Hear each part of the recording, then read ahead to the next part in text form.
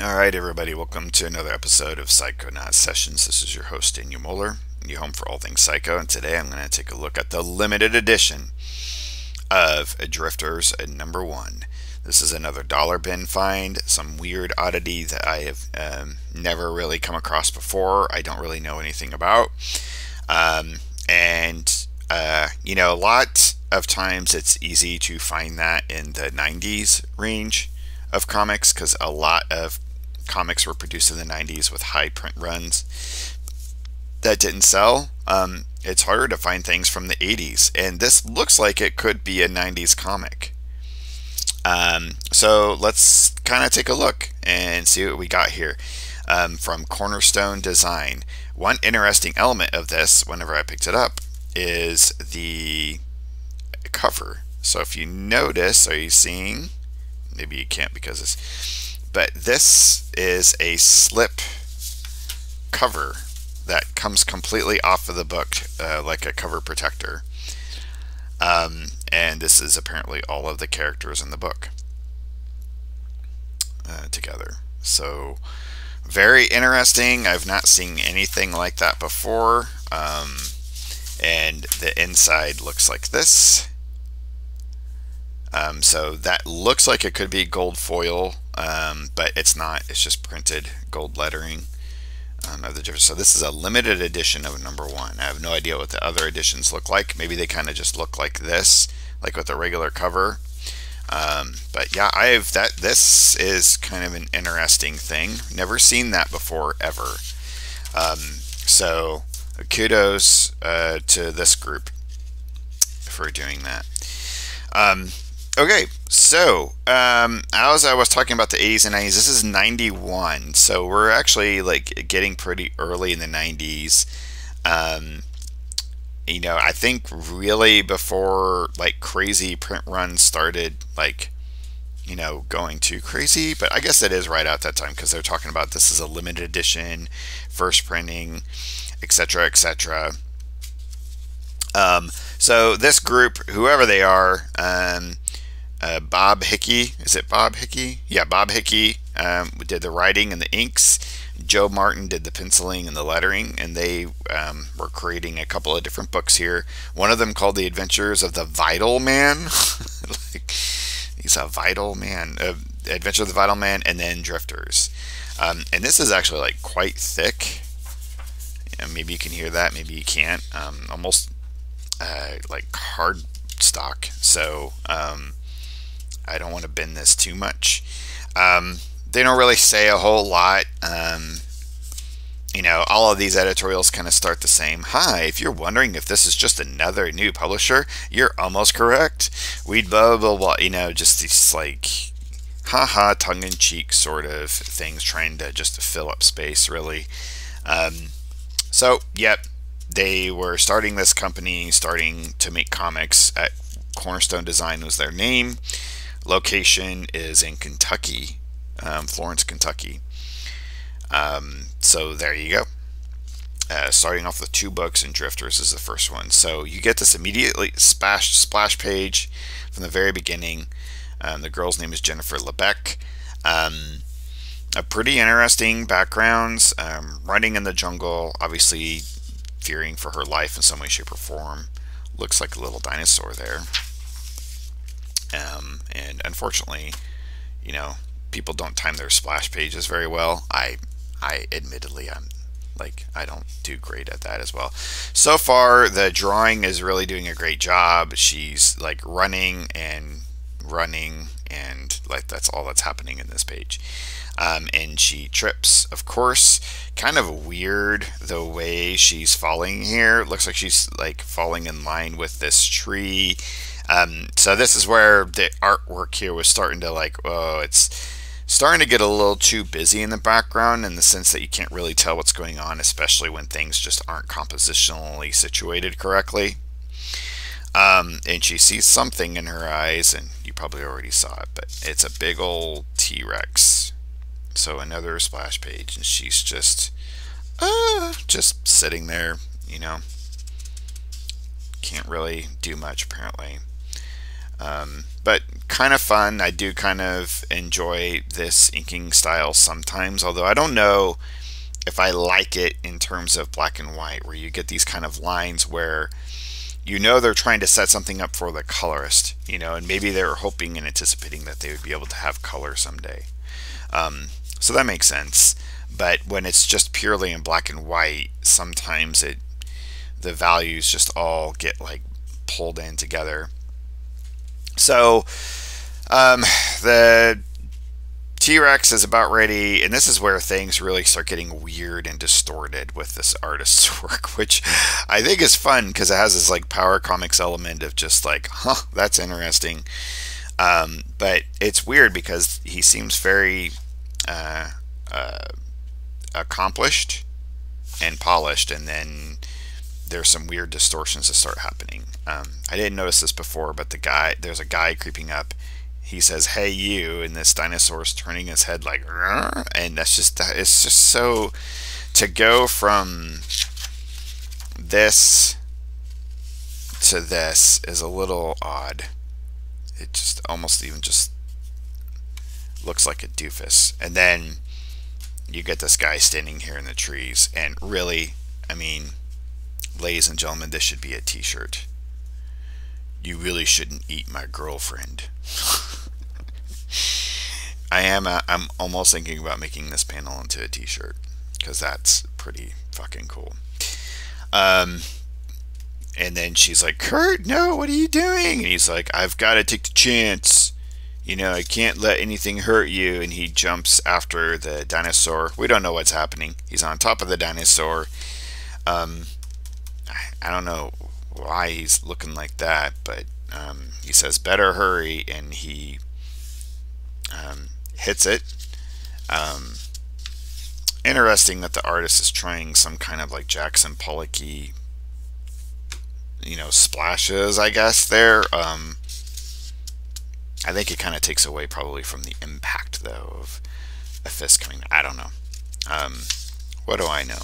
Got a little bit of Zipatone, and then that one blow killed the fucking T-Rex. And he says, "Later, Gator." So we got another splash page where he's on top of this dead T-Rex saying, "Later, Gator." And of course we get the damsel in distress looking all like she's on the cover of some 80s fantasy novel or movie poster, like he's Conan or something. All almost like sexy pose.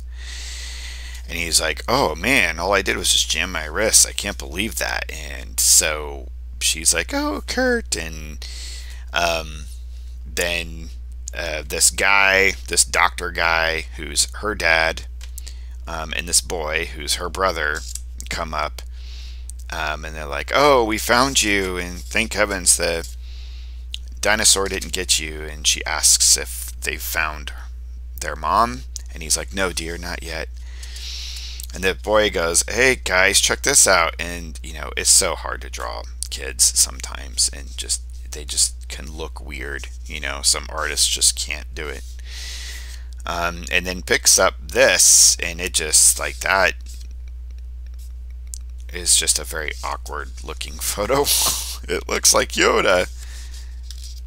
I guess he just picks up a dinosaur, but the way it's shaped, and that's a very awkward. Sorry. And then it runs off, and he takes off after it, and it goes back to the doctor dude, talking about, you know, "We haven't found your mother," and alluding to the fact that she's missing. And then the doctor is thinking in his mind, "Oh yeah, you know, I anticipated that this might have happened to what's his name, Ken, whatever his fucking name is." And Mr. Dude is pointing at a nearby volcano and saying, "Oh, it looks like this may be causing some trouble," and they realize the boy is missing. So they need to go find the boy. So their mom was missing, now the boy is missing. And of course, lady girl Jennifer decides to take this as an opportunity to reminisce. So to catch us up, you know, because we're in the middle of everything. You gotta start everything off in the middle of the action. So apparently her and her boyfriend came home from school, and her brother was there, and they couldn't find mom and dad. They were locked up in a lab, and they barged in, and the mom had some kind of like something found during an excavation in England, and that's all they say. It looks like some kind of just a clock dial, like an ancient clock dial of some sort. And they were doing an experiment on it, and when they barged in, they all got shot with it. And all I remember was pain and darkness, and then we woke, and they woke up here in this like prehistoric world, so either another planet or back in time, whatever. So anyway, they start experiencing some nausea, and mom starts screaming, lifts up into the air, and disappears. Like literally just dissipates in thin air. So that's why they're looking for mom. Gotta cover this up because it's really cool.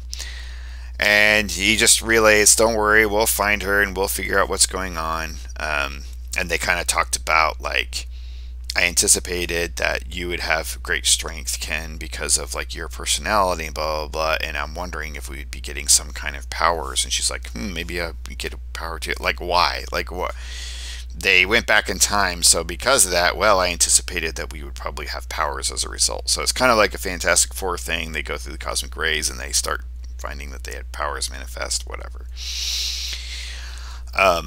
So anyway, she's like, I might have some weird power too. Yes, I have come to the same conclusions. But for now, we must find the others. So they go off to look for mom and Bobby or Alex, whatever the fucking little boy's name is. And then here we get a plate, which is like a pinup that is separate, you can take out. So this is a plate by the artists of the main characters. So I guess this is, what's her name, Jen and Ken.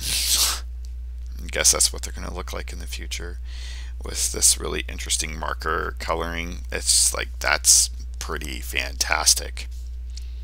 Very so I mentioned 80s earlier because this is very much has like an 80s style to it, even though it's 91. It's still harkening from that era. So they're off trying to, calling everybody's names.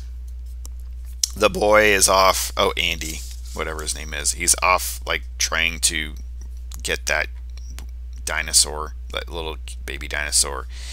And then he encounters another larger dinosaur.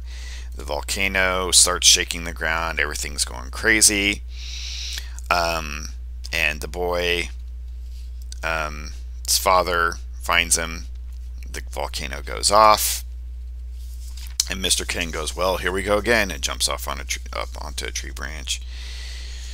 And the girl's like, why is this happening? Why? The volcano's going off. She doesn't even know that they're encountering another dinosaur. But anyway, she starts turning into fire. So that's obviously her power. The dad tells the boy to run. So we're splicing between different scenes. And he's like, run, Andrew. And he falls. And I love this. He's just like, Dad, get up. Like, his dad looks completely dead here. He just like lifts him up and is like, no, Dad, get up. And it's like all he did was fall over, and he literally looks like a carcass. And of course, here comes Ken. Excuse me, lizard puss. Those are friends you're about to munch. And another splash page, but a double splash page where he just grabs him, and that's it. So a lot of splash pages in this. That just holds on to it and then throws him, and this is actually great. So can't have that, can we? And throws it, and the boy says, wow, the first flying triceratops. Actually, Andrew, that's not a triceratops. Anyway, so something happens with his glasses break. I assume that's going to have like something to do with his power, maybe sight or whatnot. We must get to safety. The volcano's going off, and then they find she's in the air screaming, and she's on fire, and then lands. And they run to her. And it's like, oh, wow, cool, that's your power. She's like, oh, you know, because she's always laying in some kind of sexy pose.